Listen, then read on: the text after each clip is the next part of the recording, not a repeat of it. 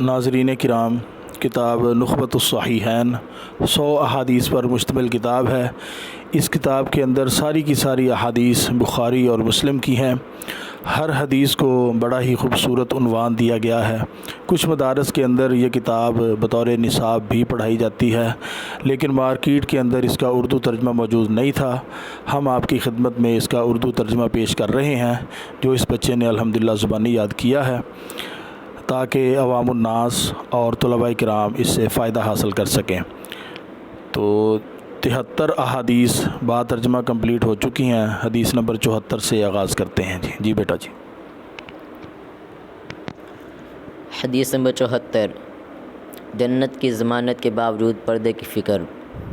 عن عطاء ابن ابی رباح قال قال لابن عباس، عطاء بن ابی رباح کہتے ہیں کہ مجھ سے ابن عباس رضی اللہ عنہما نے کہا، الا اریک امرأة من اہل الجنہ، کیا تمہیں میں جنتی عورت نہ دکھاؤں؟ قلت بلا، میں نے کہا ضرور دکھائیں۔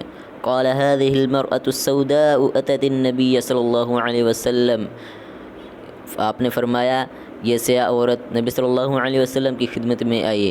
قالت انی اسرع و انی اتکشف فادعوا اللہ لی، اس نے کہا کہ مجھے مرگی کا دورہ پڑتا ہے تو اللہ تعالیٰ اور میرا پردہ کھل جاتا ہے، تو آپ اللہ تعالیٰ سے میرے لیے دعا کریں۔ قال ان شئت صبرت ولک الجنہ، نبی صلی اللہ علیہ وسلم نے فرمایا اگر چاہے تو صبر کر لے، تیرے لیے جنت ہے۔ وَإِن شِئْتِ دَعَوْتُ اللَّهَ أَن يُعَافِيَكَ، اور اگر چاہتی ہے تو میں اللہ تعالیٰ سے تیرے لیے دعا کرتا ہوں کہ وہ تجھے شفا دے۔ فقالت اصبر، تو اس نے کہا میں صبر کرتی ہوں۔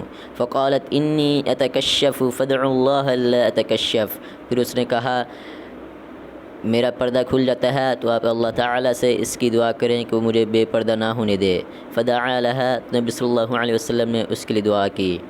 حدیث نمبر 75، تصویریں اتارنے والوں کی بھیانک سزا۔ عن ابن مسعود رضی اللہ عنہ قال سمعت النبی صلی اللہ علیہ وسلم یقول، سیدنا ابن مسعود رضی اللہ عنہ کہتے ہیں کہ میں نے نبی صلی اللہ علیہ وسلم کو یہ فرماتے ہوئے سنا، ان اشد الناس عذابا عند اللہ یوم القیامت المصورون، قیامت کے دن اللہ کے ہاں لوگوں میں سے سب سے زیادہ سخت عذاب ان لوگوں کو ہوگا جو تصویریں بناتے تھے۔ حدیث نمبر 76، فخر و تکبر کی سزا۔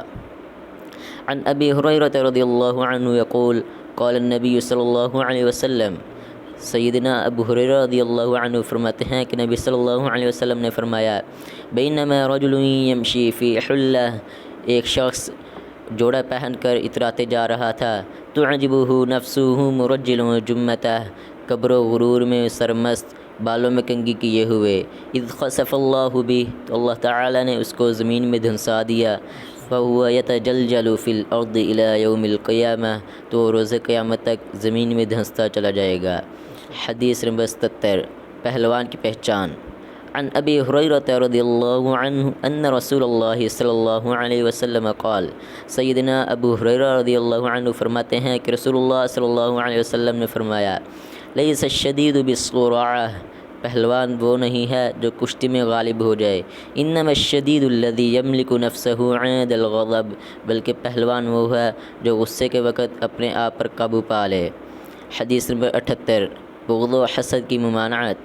عن انس رضی اللہ عنہ ان رسول اللہ صلی اللہ علیہ وسلم قال، سیدنا انس رضی اللہ عنہ سے روایت ہے کہ رسول اللہ صلی اللہ علیہ وسلم نے فرمایا، لا تباغضوا، ایک دوسرے سے بغض نہ رکھو، ولا تحاسدوا، اور نہ ایک دوسرے سے حسد کرو، ولا تدابروا، اور نہ پیٹھ پیچھے کسی کی برائی کرو، ولا تقاطعوا، اور نہ ایک دوسرے سے تعلقات کو ختم کرو، وکونوا عباد اللہ اخوانا، اور اللہ کے بندے بھائی بھائی بن کر رہو، ولا یحل لمسلم ان یہجر اخاہ فوق ثلاث، یہ کسی مسلمان کے لیے جائز نہیں کہ وہ اپنے بھائی سے 3 دن سے زیادہ سلام کلام چھوڑ دے۔